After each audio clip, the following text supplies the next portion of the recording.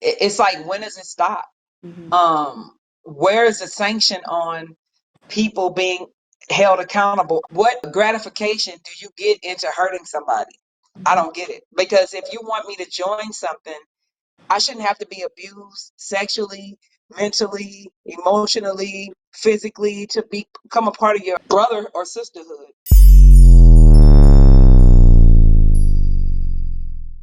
All right, welcome back to the channel, everybody. Today, I have a very special guest with me. I'm going to call her Miss Scramble because that is what everyone who is close to her calls her. So today, we're going to talk about the Love Moree Foundation, and she's going to share the story of her daughter and her experience pledging, and how her pledging experience ultimately led Mory down a dark path. If you've got any type of sensitivities or any traumatic experiences, just want to make you mindful that some of these things might be kind of tough to hear. But without further ado, I just want to say, hey, Miss Scramble, welcome to the channel. How are you doing? Hi. I'm okay. Here's how I found your page, the Love Moree Foundation.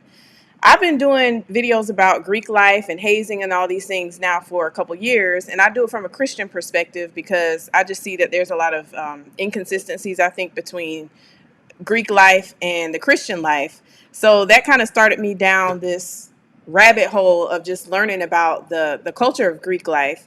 And so I guess one of my Instagram followers had been watching those videos and then ran across some of your videos because I know you had been sharing videos in your group or your page about what happened to Mory. So I decided to reach out because the little bit that I know about the story is just completely heartbreaking. I think this is something that people need to know about, just so that this doesn't happen to anyone else. So, can you just tell me a little bit about the foundation?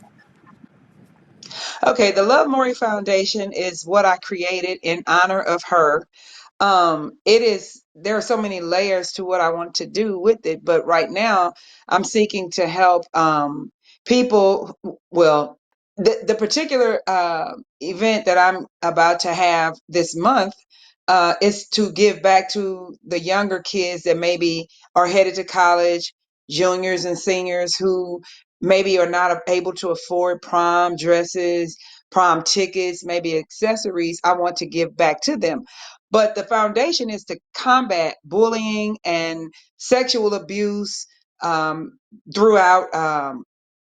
What is it? The word that I'm the sexual abuse and bullying and hazing within fraternities and sororities because of what happened to Maury. So I am just trying to do outreach to different ones, particularly hoping to go out and reach the masses, the youth that are considering joining sororities, those that have been hazed, those that maybe are scared to speak out, those that have been through such a thing as Maury, and even the people and the families that are left to deal with the hurt and pain behind because of something that happened to the child, whether they did it themselves or whether somebody else did it and caused them a tragic end to their lives. But I want to just reach out and help people in those different avenues. Mental health, because her mental health was definitely affected. That's why this is, I'm here right now. So that's it. It's a whole conglomerate of things that I want to do. But in a nutshell, I want to reach people that are of a collegiate level, high school people, and just kids in general, because what happened to her can happen anywhere. I love that. Honestly, I wish someone had come to my high school and college and kind of talked to us about that. I think our college kind of, briefly talked about hazing and how it was against school policy and all that. But I don't think when I was in school, I really understood the magnitude and the gravity of how dangerous it really could be.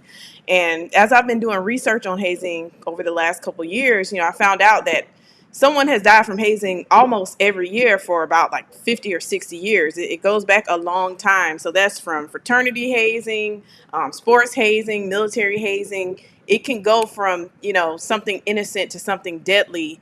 And that's why hazing is so dangerous, because I think people just kind of feel a level of security that's not really there. Um, but before we get into that, I just kind of wanted to find out a little bit about who Mory was. Like, what was her personality? What was y'all's relationship like? Who was she? Okay, Maury was, first of all, she was my only child. Um, happy. Maury was the happiest girl. She was kind of quiet. She was an only child, of course, so she dealt with it, but she had fun. She had cousins around all the time. She does have two sisters from her dad, that as she had gotten older, she had gotten close to. Maury was the life of the party at her high school. Everybody loved her. She had this electric smile that lit up the room. She was very respectful. She was very honest. She was very loving. She never got like trouble. She didn't talk about people behind their backs. Even when I got upset, and if I said something about somebody, she would say, "Mom, I hope it'll be okay. I hope that God will let you work it out." And this is in her 20s. And that's how she was her entire life. She was my best friend. We did everything together. When you saw her, you saw me. From the time she was a kid up until she lost her life, she always called me every day. We talked on the phone day in and day out. When she went away to college, she called me so much that people just started calling her my boyfriend. The phone would click and I would say, I'm gonna call you back. They'll say, "This your boyfriend?" I say, "Yeah." They'll say, tell Mory I said hi. I said, "Okay." And we talked every day, all day. She loved talking to me, and even some of the girls at her college that caused her trauma, they said she adores you. All she does is talk about her mom, and she showed me that. She showered me with gifts. She said, "My mama take care of you." She was going to school to be a dietitian, and she said, "I'm gonna take care of you." Just never gave me a problem, never in her whole life. I didn't go through that spurt of teenage years where the girls get sassy or grown. I never went through any of that. And so that's why this is also devastating to me. But she was the best daughter in the world. And I told her, I said, God blessed me when he gave me you to be a single mother, and even not a single mother. I had an angel. And it's just I was outdone that a daughter could act like that and be like that all the way up through her adult. I couldn't believe it. So what? Remind me, because y'all are in the Chicago area, right? No, no, no, no. Okay. That's the people. No, I'm in St. Louis, Okay. Oh, I Ferguson, didn't know. Missouri. Yeah. Okay, I don't know why I thought y'all were in Chicago. Okay. So what school did she go to? What college did she end She up? w- she ended up going to. She started at Southern Illinois University at Edwardsville, which is just over the bridge. It's probably 25 minutes away. And then she decided she wanted to go further, which she then went to Southern Illinois University at Carbondale, which was 2 hours away. Okay. Okay. Which And is where she studied human nutrition and dietetics. did your family have a history of people pledging Greek fraternities and sororities? Not a one. Mm, wow. The people that are actually in those are married into the family. Okay. I have two cousins that are AKAs that are married into the family, or three, but no, none at all. Okay. Was Not she on either close with side. any of them? Like, did any of them kind of help her pick that sorority or help her to, go through the process or anything? No. Oh no, she doesn't even talk to. She didn't even know them really. Okay. So she didn't No, really have a they're history. like Hmm. no. I'm sorry, Ty. Those cousins are my age. Okay. They're my age wives. Nobody young, and on either side, Hmm. on her side, on her dad's side, nor my side, Hmm. have anything ever to do with a sorority or fraternity. Nobody. Okay. So what year was it that she actually decided to pledge? 2019. Okay. Was it what I guess what year was she in college? Was she a freshman, sophomore? She was more closer to a junior. Okay. I want to say she had to repeat a class or something. You know how that goes, and it kind Hmm. of doesn't put you right on schedule with what you should be. It's all predicated on the amount of hours you finish up in the time. Hmm. But she definitely was, because she graduated high school in 2016, Okay. and so she went right away to college. So she had to be like close to a junior. She was a junior. And so how excited was she to get into this sorority? Very excited. She was so excited that at that time I didn't really have the money. Hmm. Mory came all the way home from Carbondale that day. I think she had gotten a loan from the bank. Hmm. She came home that day, 2 hour drive to get the money and rush right back. It was, they make them do the unthinkable, like you need to hurry up and get the money by 4 hours or some stuff like that. And so she rushed home. She was so excited and she got it and she went back to school and that was it. Do you remember how much it was to pay those fees to get in? I think the receipt is in her room. I want to say it was 12.79 or 12.49, Hmm. something like that. Twelve Yeah, the forty. receipt is still in her room. Oh my goodness. To me, that almost, I know this is just my personal opinion, and now looking in hindsight, because I actually was interested in joining the same organization that she did. I didn't know it cost that much. I'm not sure how much it was when I was in school, but it just feels kind of crazy to expect college students to come off of that kind of money when school is already expensive in itself. But I digress. So, when she's going through her pledging process, were you aware of any type of hazing or anything that was going on? They're like sworn to keep quiet. Hmm. So I didn't know. Like I didn't know how it went. Everything was just kind of hush hush. Hmm. So no, she didn't tell me anything. She didn't. Did she seem stressed, or like if there was anything wrong, or she just seemed normal? A little bit of both because you got to think she was there and I was here. So I Hmm. would talk to her on the phone, even though she did come home every other weekend. She Okay. came home every other weekend. She didn't really talk about it, but what I can say is when she crossed and I went, now that I look back, she kind of was she was a little different, but she was still appeared to be the same. Hmm. But the actual ceremony, she seemed to be a little different, but she was still fun and happy and everything. But even she kind of had her head down when they were doing a little marching or whatever. I don't know. She just seemed like a different person, but still Maury. Yeah. So when would you say you started to see a change in her behavior and attitude and demeanor? Um, right around October or November. So she crossed on Easter, which was April 22nd, 2019. Hmm. Um, by I want to say September and October, she started calling me with complaints about the girls in the sororities and things that they were doing. Um, and she became really different. She would call me and say that they were doing things to her, like chasing her. I don't know. It was so many different things because after a while I think that they started kind of isolating her, and she wanted to kind of pull away from certain people, and particularly the one girl that's very domineering, and she started pulling away from them, and then it started getting ugly. Mory, I saw a drastic change in her behavior, her attitude, her personality in December. It started like November, December. It was just, and it was all everything she said. It came back to them, So I think they started kind of tormenting her. I remember when she called me one night. It was midnight. It was in December. And she was screaming, saying that they were following her and they had on black hoods and this, she named a few names and she was a mess. And I was just like, it was nothing I could do because I was 2 hours away. So it's almost as though because she decided she wanted to pull away from certain people within it, they all attacked her. For the most part, most of them attacked her. And that still didn't say what happened in the process, which comes later. So Okay. I just wanted to share this video, or excuse me, this picture of you guys. 'Cause she was such a beautiful young lady. I mean, you guys look so cute together. I could tell that y'all were besties. My goodness. thank you. Yeah.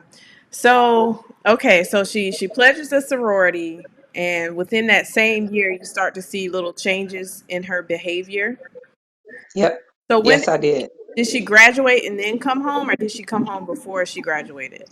She had to come home because of her mental health. I had to get her and bring her home. I had to pick her up from a psych ward there. So she was never able to graduate. Wow. So when you were able to get her, I guess maybe what was her state, and did she did she actually kind of verbalize what was wrong or what was causing her so much distress?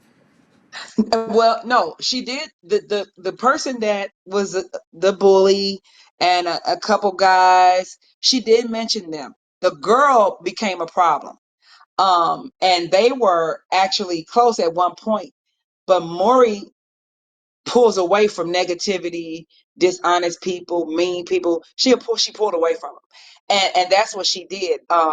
She When I picked her up from the psych ward, I brought her home. She was completely different. This was in October. Well, this ended up going into October 20. That's when she ended up going to the psych ward.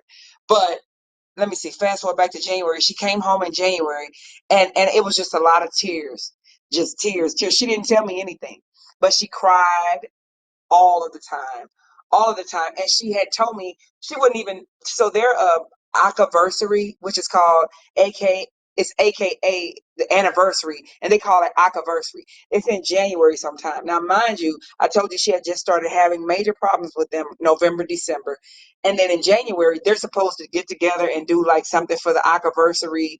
And Mory would not. She didn't want to deal with them. She did her own thing. She did her little. I actually recorded her doing her little anniversary thing in the middle of the street over here at home in January. She was completely different at that time. Her demeanor changed. She looked disturbed. She was disturbed, and it was like it was her shell, but it was somebody else inside of her shell, and she was completely different. And it just exacerbated and it progressed into a horrible, it was horrible. And so every time she would go back to school, she would start crying. Like it was this darkness every time she went back there. I guess when you picked her up from the psych ward, did the doctors have any type of diagnosis for her? Did they say what could have caused it or triggered? They did. So I'll say this. The reason why I was called was Lamori had gone to a person's house three times in the middle of the night looking for her family. And when you're in the Greek life, your fam, those are the people that you are in the circle with. In her case, AKAs and alphas, those were her family. Now, they already were kind of isolating her, but mental games were being played with her because whatever they did, it kept sending her to somebody's house that she didn't know. And she went there three times in the middle of the night. And Mory knew exactly where she stayed. She could drive home from anywhere. She drove home every other weekend. So for her to keep driving to those people's house looking for her family, that was some type of wild goose chase they sent her on. And it caused the psych ward, the police to be called, and they took her to the psych ward. And when they called me, she was crying. She was like, "Mama, I'm sorry. I'm sorry." It was crazy. The things were just that happened. It was just so many things. The bottom just fell out here and there. But she was called on because it was weird. It's like this young girl is in the middle of nowhere at 2 or 3 in the morning coming to keep knocking on our door. So they called the police on her. And she never was lost with driving. She had been doing it for years. And the university, they didn't have any explanation, any indication of what all this was about. No, they didn't know anything. Nothing was done. I think Maury, she was so scared of those people that she kept quiet for so long until another maybe year. She just kept quiet. And she wouldn't tell me either. She was just scared of what she felt that they could do to her if she said anything. And she expressed that. She's like, "Mama, you don't understand." And I'm like, "What happened?" And she's like, "You don't understand." She thought that they could control her job, they can control what happens to her, and she was scared to talk. And so I didn't know what happened. It just took so long before it finally came out. Hmm. So This, she was home with you for how long after? Yeah. after that particular incident, Well, yeah. I guess once you picked her up from school after this episode, how long was she with you? I want to say she got picked up in October. She went back. That was in October. She went back And then she tried it again. I think she came home Hmm. for a winter break, and then she tried it again. Okay. And when she went back in January, she just couldn't handle it anymore. She had to drop out and come home because it was just, I mean, it was crazy. She at this point now she's saying, she's thinking people are at school. Like she just felt intimidated. She was afraid, and she left because she had lived in an apartment with two girls, and it just got so bad with them, which was around the time she called me in the middle of the night in December of 19. She had to leave. So when she came home, she went back to school. She said, Mama, I don't want to live with anybody. She was scared of everybody. But the two people that she lived with, they were actually her friends, but she didn't trust anybody at this point. So when she went back, she stayed another so many months, and Hmm. then it got so bad for her mentally. I had to pack her up and bring her home. I think I want to say she may have been in a psych ward again, and I had to bring her home, and she just couldn't go back. So did once she got home, did she share anything with you that kind of helped you see why she was having this reaction? Okay, well, first of all, after she did come home, finally, everything was Carbondale, the sorority, the girl, Carbondale, the sorority, the girl, Carbondale, the sorority, the girl. Mama, they did this, or Mama, I don't want to talk about it. She didn't want to talk about it, but then eventually, I asked her about the girl because the police had been called because Mory threatened to kill her, the bully girl. But the girl had done something to her, and I said, "Did she do something to you?" And she looked at me and she said, "Yes." I said, "Something sexually?" She said, "Yes," and I don't want to talk about it. So I didn't ask her about it anymore. Hmm. Ultimately, over time, I was just like, "What is your problem?" Because Carbondale was just the bane of her existence. It was a topic of conversation, but she wouldn't tell me anything. I said, "Mory, what happened?" She said, "Do you want to know what happened to me?" And I said, "What?" She said, "I was raped." And I'm like, she didn't, and she didn't want to talk about it. She wouldn't talk about it.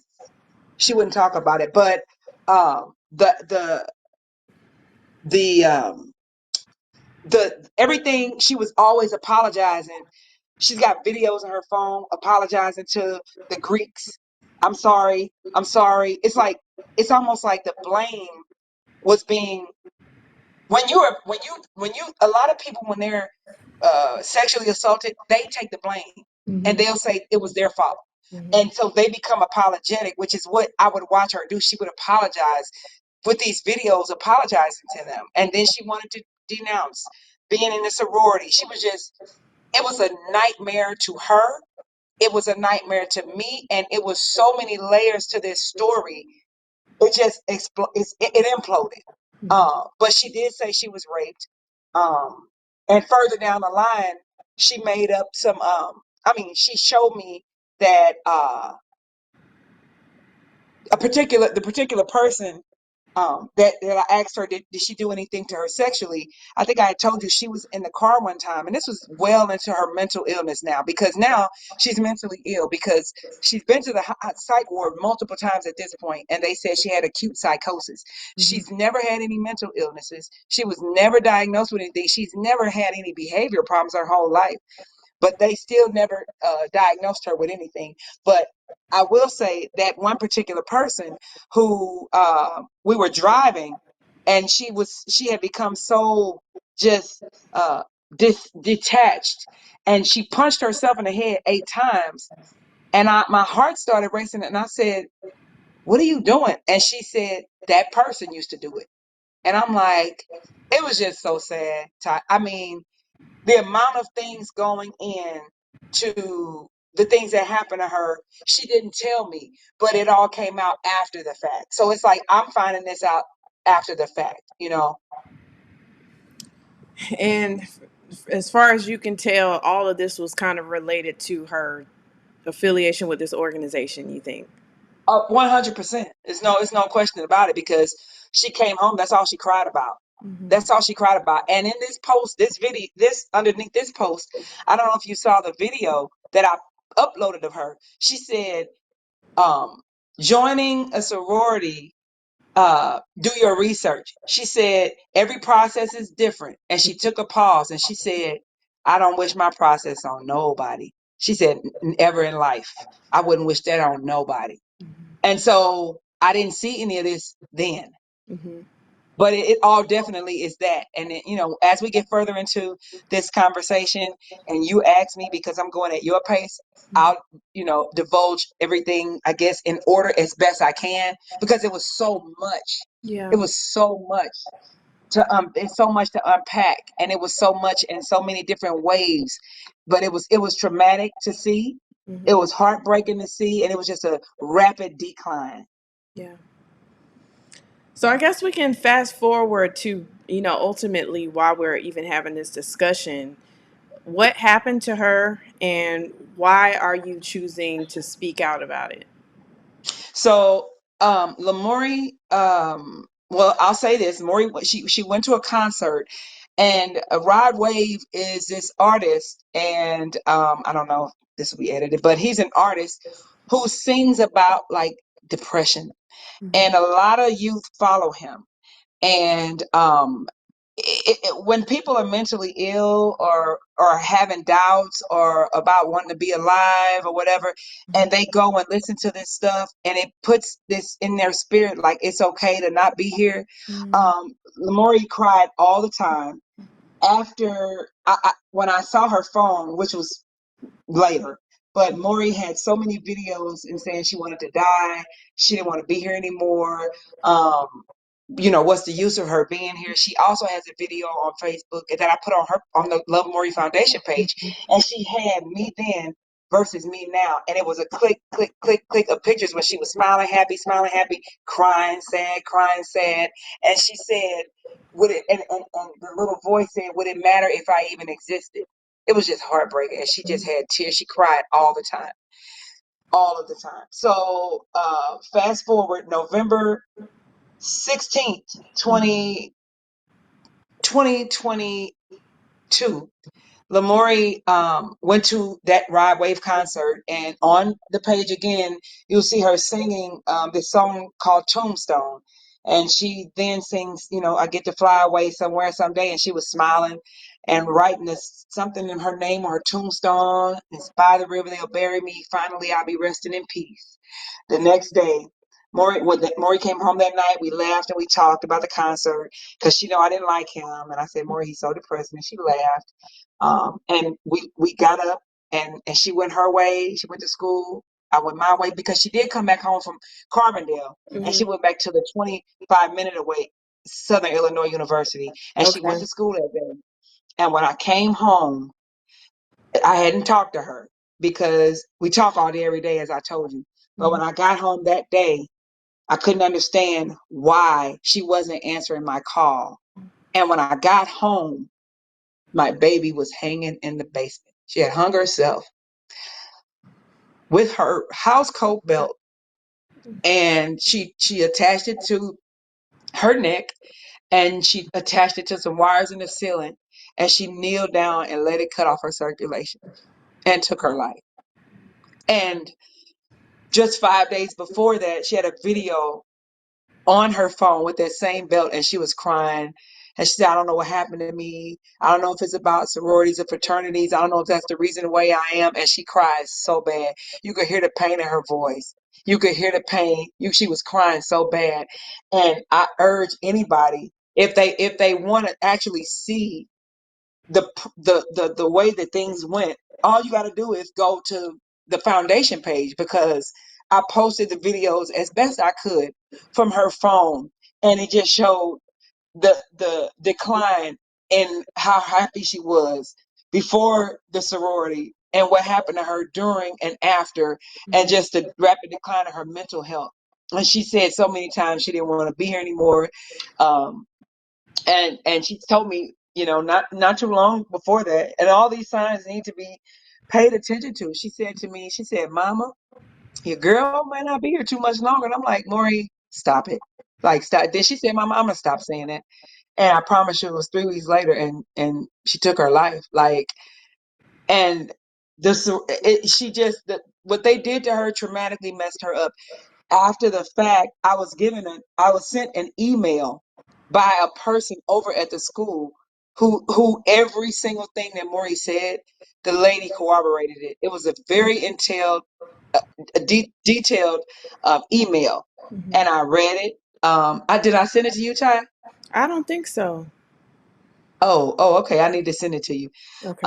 And the girl that was named that Moree did threaten to kill, she was all through the email. Mm. And stated how the person is like the ringleader for the things that happen and are continuing to occur. Apparently, her and the males are still in cahoots with this process that shouldn't be, and they have now given the torch to the younger people to continue this process on to other people that could potentially end up like Maury because it destroyed her mental health. It destroyed her mental health, and it's so the story is so long. We don't have enough time in an interview to wrap up what had happened to her and the things that occurred and the things that I watched, the things that I heard her say, the videos on her phone, because she was destroyed mentally. She was tormented, and I just hate that she was preyed upon because they take and they prey upon sweet people like her, and that's what she was. And but she took her life, and I'm left here to mourn and grieve for the rest of my life because she was, as you can see, she just was such a happy person, and just to know she's no longer here is just it's heartbreaking. But a lot of things have come out after the fact with the sorority and fraternity that had occurred over there. So it was in my face. I didn't know. Hmm. She started saying things toward the latter part of her life, and then after that, people are coming and saying, "Yeah, I heard this." She said she was being bullied even when she left the school. Like the bullying didn't stop, and on the phone or via social media, however they did it, it didn't stop. She would delete her page, she would reactivate, delete it, reactivate it, delete it, react. She was just messed up, and it was all about Carbondale. Had you known about maybe some of the other hazing stories associated with that sorority or other Black Greek fraternities and sororities, do you think you would have possibly tried to encourage her to not do it? I think I would have. And as a matter of fact, I have a cousin who Hmm. was my favorite cousin. He's a very successful businessman, Hmm. and he and I are like brother and sister. And Maury is his little cousin, but she used to call him Uncle Mike. Hmm. And we had gone to Chili's where Maury worked, and he asked her, have you ever seen the Burning Sands? That's what he asked her. I still have never seen it. Well, Mike also was a student down at SEMO, where that was a big case where this young guy, he was pledging Kappa. It was all over the news, and they beat him so bad he bled internally, and they left him, and he died.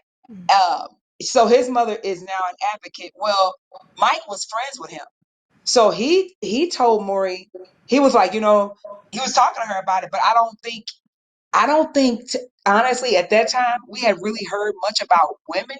It was always about guys, things happening to guys within fraternities. I hadn't really heard. I never really paid any attention.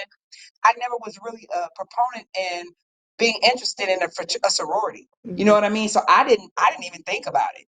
My brother used to say, "Hey, Maury, if you go somewhere, watch your drink. Don't put anything in your drink." Which leads me to my next segue, which after when Maury was in the psych ward here, I called every day and I spoke with the nurses, the social workers, the doctors every day, all day, every shift. And the nurse said, Lamori said they did something really bad to her at school. And I said, really? She said, yeah, they did something really bad to her at school. And she couldn't really divulge everything, but she said it was sexual. Well, after Maury took her life, I do have access to her medical records because I have her phone, I Hmm. have everything. And in her medical records, it said Lamori cried over the weekend and told staff somebody put something in her drink and raped her at school. Wow. So it's unfortunate that all of this stuff has come out after the fact. So I don't want it to sound, and it may sound a bit confusing, like I'm speaking backwards, but this is how it came out. So Yeah. there was really nothing I could do but just go back and put the pieces together myself.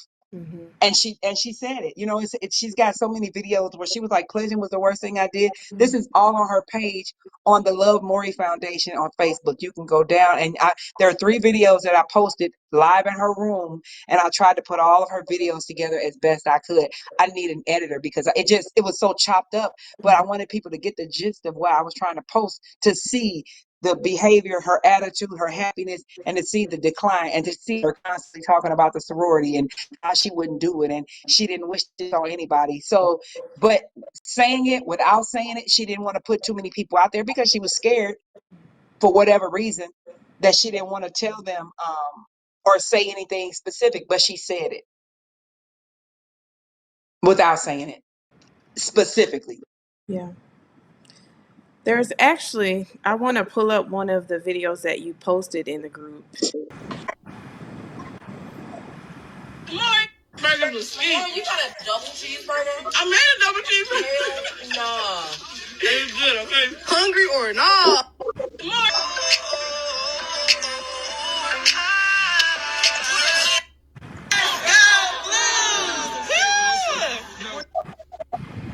Like, I just don't understand why people gotta be so evil, why this world gotta be so evil. Like, you messing with people who never did nothing to you. From the beginning, you've been messing with people who never did nothing to you. Pledging was the worst decision I ever made in my life. It definitely was. I wasn't gonna say it, and I haven't said it out loud to the universe, but definitely pledging was the worst decision I ever made in my life, because that's. We'll just pause it right there because you can already see, just from the beginning of those videos to the last couple ones, like her, she definitely has a change in countenance. Where was she at? I guess, do you know what In you her car, she was in her car? she was in her car. She was back home. Okay. She had come, that video when she had on the coat. She Hmm. had come back home. She wasn't back at. She had to come and leave. I had to go and rent a van and pack her up and bring her home. She couldn't go back. I had to pick her up from Carbondale. I went to Home Depot and rented a van, and I even have a picture of she and I in the van, and you should see her face. Totally different person. Totally different person. Detached mentally, and you could see it in her face. She was just detached from the world. Yeah, I'm wondering if the event that really pushed her into this dark season seems like, I would assume, after maybe long after she was already in the sorority, because she seems kind of happy and upbeat in her gear and her nailya and stuff. So do you think this happened while she was pledging, or do you think it happened I after think she it was? was pre. I think it was during and after. Oh. Because see, here's the thing. When you pledge the things that they do to you are in the name of love, Hmm. but it's not love because of the trauma that is inflicted on you. You see how, if you notice, yes, she was happy, but then she goes and now it's coming out. She's like, that was the worst thing I ever did. So Hmm. it's like it's now triggering her mental because of what happened to her. A lot of those things have lasting effects on people, and it may not come out right away. You know what I mean? And so when you see people with mental illness, oftentimes something happened to them that brought that out. And so, with that being the case with her, when you go back, now she's saying everything that happened. So it destroyed her internally, and it started coming to the forefront. So now you have to backpedal back to where it began. And so that in that video, even though she was smiling in her AKA, she wasn't happy because after a while things started getting out of control down there, and then it came back, and she's like, I don't wish my process on anybody, so it had to be in the process based on what happened. You know what I mean? Yeah. it's Okay. people it's people nowadays that have crossed and were happy, and then they can go back and say, this happened, it was so traumatic to me, but they went through the process. They came out, they hung out with these people, and then it took a toll on them, and Yeah. that's exactly what happened to her. That makes sense now. Broke loose. So I don't care who gets mad at it. I don't care who sees it. I don't care like what happens. Like pledging was no, no. Like it's not it for me. Like, and this is just putting a little cherry on top, the icing on the cake or whatever. So, um, Yeah, so basically, I denounced my letters because, for one, I didn't fit in. For two, I was not with all the secrets and stuff. So I'm going to start off by saying everybody's process is different.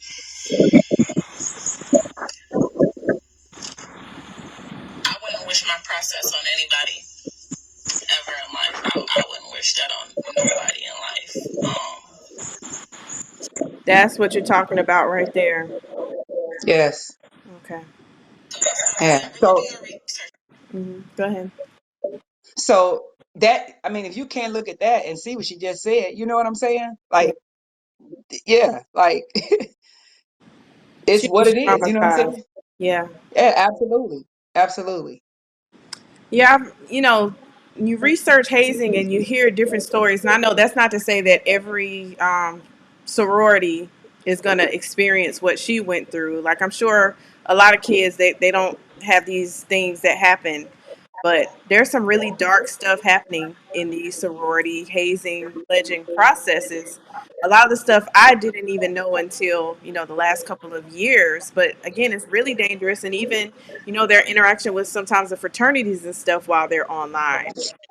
So it's kind of scary, and especially with it being in so much secrecy. And if you can't really talk to people about it without that coming back on you, again, you can see how it can get completely out of control and very dangerous. To make sure that's something that you want to do, you need to look into the chapter, the school, the people, because to conclude the situation is I didn't used to be like this. Like I didn't used to be suicidal. I didn't used to be depressed. I probably was a little depressed. I probably had a little anxiety, but I didn't used to be suicidal or nothing like that. Like that's ghetto. But the way I feel now,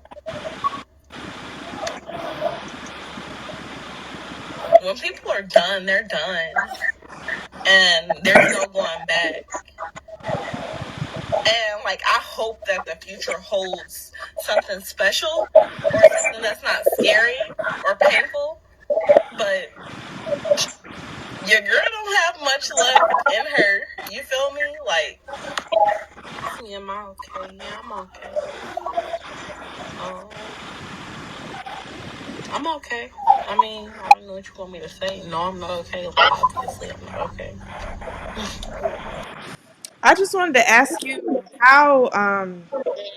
how did you cope with seeing this footage after going into her phone and everything that happened? It just breaks me down every time I see it. I didn't know any of this existed. Um, I didn't go through her phone. Like, she was 24 years old. Like, I didn't go through her phone, but luckily we were so close that I had the code to her phone. She gave me the code to everything. So I'm glad that I was able to go in her phone and get this stuff because I couldn't have seen it otherwise. Hmm. She gave me, she used to tell me everything. Mama, this is code to this. This is the code to that. And I was able to go back in. It's like she left a story for me to tell for her. Mm. Oh, And every time I see it, it kills my spirit. But it's something that's gonna keep me in replay. I'm hoping, Ty, that I'm able to get somebody to edit this and make this, take these videos out of her phone and make it because it needs to be made right. Where people can just go like, oh my God, because there's so much more in her phone. yeah. You know. With the recent passing of Caleb Wilson, with that story, did you feel any kind of connection there? How did you feel when you saw that story kind of hit the news a couple weeks ago? Um, and it's like, when does it stop? Hmm. Where is the sanction on people being held accountable and not even going here? I don't understand, like, what gratification do you get into hurting somebody? I don't get it. Because if you want me to join something, I shouldn't have to be abused sexually, mentally, emotionally, physically to become a part of your brother or sisterhood. And so when I see those things, I just go, it just bothers me. Because it's painful. I know his parents, it's very painful to have to continue to relive, and then you see it constantly happening to people, and then it puts you back in your own pain. your own painful space, because it's horrible. Like it never, the pain never goes away. It's horrible. Yeah. And I just wish that people would understand when they do this stuff to people, you don't know what kind of effect it's going to have. You just don't. A Mm-hmm. lasting effect mentally, and some people, once they're triggered, if something, because I believe that everybody has a little bit of seed of potential mental illness where something could trigger it. I really believe that. And you just don't know what extent it'll go to when you hurt people, Yeah. and people try to live with that, and some people can't. And so I feel my heart goes out to his family, because it's painful. It's painful, and what's even the difference between him, it's not a difference, but my baby was hanging down here stairs in my house, and and to have to cut your child down from the ceiling is just, to see that, you know what I mean? So I have this vision that never goes away of what I saw here in my house that I still reside in, so I just hate that that happened to him.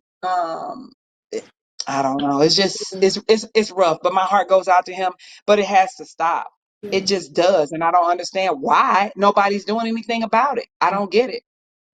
Yeah, because these kind of things they've been going on for far too long. A lot of people now, since his passing, and, now people are just this kind of these hazing stories are coming back to the forefront. But there's a story about the two AKAs from, I think, maybe 2002, who were hazing, and they were in the ocean and they drowned. So I'm not sure if you're familiar with that story, but it's pretty horrific. But these are things that kind of, they're in the news for a few minutes, and then things move on and people forget. But I did want to ask you, um, since you went public with her story, has AKA reached out or been helpful at all in this journey? Not at all. Not Mm. at all. I had actually been reaching out to them since 2021. They will not respond. They didn't send anything to the funeral. They didn't send me, after I kept like calling and just expressing my anger towards them. Then one of the ladies, the new director, she finally sent me a card with some little chrome cross with some stuff on it. And I spoke with her that one time, and every time I would try to reach back out to her, she wouldn't respond. Nobody has responded. I've even tried to file a grievance. The lady, one of the ladies at the top, she's the president or something. She's like, as a mother, I'm so sorry and so sorry. I filled out the papers, no response. None of them have been helpful at all.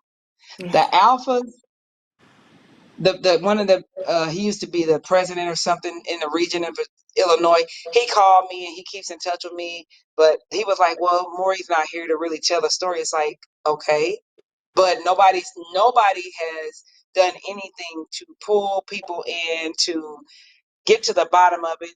I had a detective over in Carbondale who has now, she hasn't responded. It's been 6 or 7 months. I've been trying to reach out to her. Now they're saying the statute of limitations have run out. And I'm really just fighting and hoping that something that I can get enough um, fire lit under this story that people would help me anyway, because it's not fair. It's so not fair. It's so not fair, because Mory was so sweet. Yeah. I know Always was him. since I've been talking about this stuff online, some people have been kind of like, thank you for doing these videos. And then there's other people who are in the organizations who can be very critical and kind of leave mean comments. How has the whole Greek organization, how have they responded to her story in your comments? Most of the Greeks, they have really supported me. That's good. Though they want to, like one lady, I mean, she's a very prominent lady, and she called me and everything, but she can't share it on her page. She was like, it's like a conflict, and she's like, I want to share it on my page. I reached out to my whatever, and they said that it wouldn't be a good idea to share it. But I support you. Anything I can do to help you, but I just can't share it.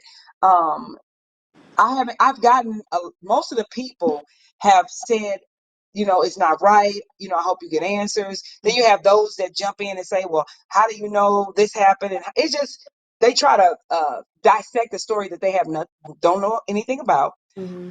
And then you have the people, like the person that asked for the video to be taken down, which was the person that was all in the email, that was the main person involved. She wanted it taken down. And now she says she wants to sue me for harassment, which I haven't never mentioned her name. So it seems to me that that's guilt, because that video got 130,000 views and you're the only person that asked me to take it down. Where So where did it get 130,000 views?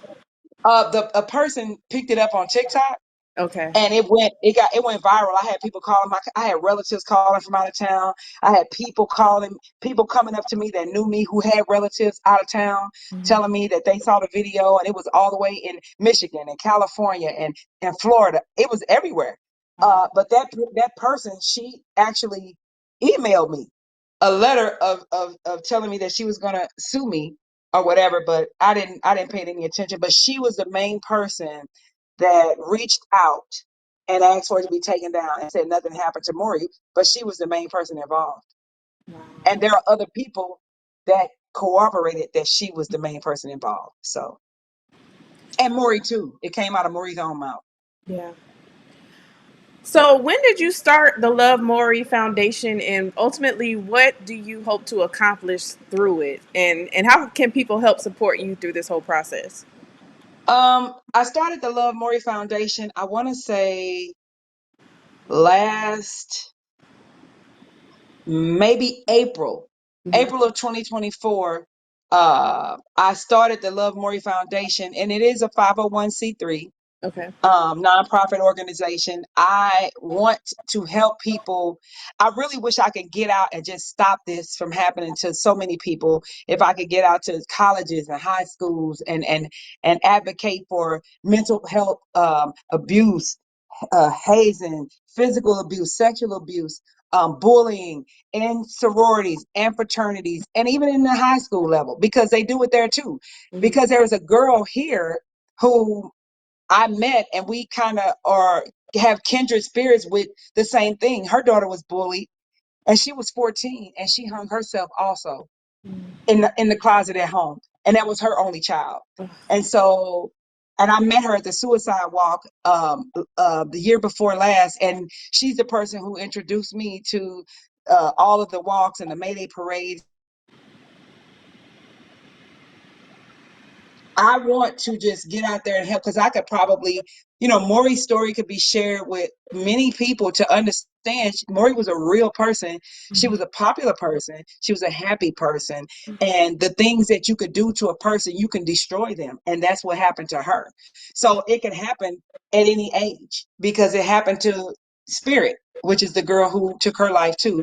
And so it can happen to anybody. So I want to get out and I want to advocate. If I can have some type of mentoring program set up in place to where I can be a safe space with people, to help them, where that they don't have to go through this, because this is traumatic and it's lifelong. You also even have people, you that just are sad and may not suffer from mental illness, and say, I just want to kill myself. It is serious, Hmm. because you leave your family with a hole in their heart that they cannot patch. It can't be patched. And so I just want to help people out, because my baby suffered at the hands of people that she trusted. And it was not supposed to be to hate her. It was supposed to be like, I love you, so we're going to do this to you. I love you, so we're going to make you do this. I love you, so we're going to torment you just to see how strong you are. But you really broke her all the way down. It's so bad that it got to her mental, and she's no longer here. Well, I'm just, I'm really, really sorry that this happened to you and that this happened to her. Is there anything that you would want to say to encourage maybe someone who's going through some of the things that she went through, or parents who have suffered what you're suffering right now? Take it seriously. I didn't ignore Maury. I was her number one cheerleader. I took her to the hospital. I tried to get all the help I could get. I tried to be her doctor, her best friend, her counselor. I tried to do everything, and I even put the professional medical personnel in place to help her. But it was serious. Please, if you can do something to help your child, if you see them with a change, it may not even be at college. It may happen here, where you have to do something to see if you can help them, Hmm. talk to them, beg them to talk, students or young people, if you're in this position, please talk to your parents, talk to somebody at school. Do not keep it quiet, because you don't know what it can do to your mental health. You don't know. Mory didn't know that it was going to turn her mind like it did. She didn't know that it would destroy her mentally, but it did. So I'm asking, I'm crying out to you, please, please get help. If you feel sad, if you feel suicidal, seek help. But ultimately, when somebody destroys you, I don't know, because some people deal with it for years and then they just can't take it anymore.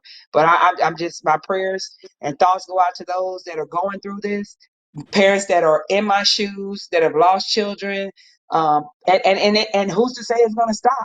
So people that it's going to happen to, because some people won't, they'll take the chance anyway, and they may end up in the position that I'm in, or end up in the position that Moree was in, and then there's no coming back. So I can just try to save who God puts me here to save, if I can, because it's horrible. I never thought in a million years I would be in a position like this, ever in a million years. I never thought about losing her ever. She was too happy, she was too lively, she was too. This is unbelievable, and it's devastating. Yeah. Well, I hope that this story and even Caleb Wilson's story helps to save lives. I think this is I hate that you have to be the one to go through it, but I do think that this is good to get this exposure, and I hope that anybody out there who is going through this, yeah, definitely get help, definitely get plugged into a good Bible believing church, because every human being has value, and so you definitely don't want to end your life over a situation like this. There's help out there for you, and there's life in Jesus Christ. When you said get plugged into a church, we go to a holy church. My bishop is a scandal-free man, Mhm. a real man of God. Mory was baptized, Mhm. and then she, in her purity, thinking like, oh, there's sisterhood, I just want to join it. She joined after that. So she was a Christian and she joined it. But when your mental health is taken away from you, Yeah. it's sad, because it's like any other illness. Once you get cancer, it can take a toll on you, and can take you out of here. And that's what happened to her. But it was all because of what was done to her. So I just had to say, she was a faith-based girl, a Christian girl. She got baptized at our church and Mhm. everything. And then this all happened maybe a year later, a year and a Yeah. half later. Yeah. Yeah. Well, how can if people want to donate to the Love Maury Foundation, is there Cash App? Yeah, there is a Cash App. It's the Love Mory Foundation, and it's spelled THALUV Mory Foundation. Okay. And it's on the Facebook page. There also is a QR code that I shared with Ty. I don't know how to upload it, but Okay. it's definitely shared. It's definitely there. I tried to put it on the recent request for sponsorship for the event that I'm going to hold for the students at her high school. I gotta try to get it on there. But that's it. If you go to the page, or if you look it up on Cash App, it's there. And so you could donate, because the foundation can't run without money. It's Right. just, and it's based on donations anyway. So, and any help will be great, because I'm gonna put it to a good use and just try to help, and ultimately try to get the attention of younger people. I'm doing some skating events. I'm a skater, and it's and the Skate King is community of youth is massive.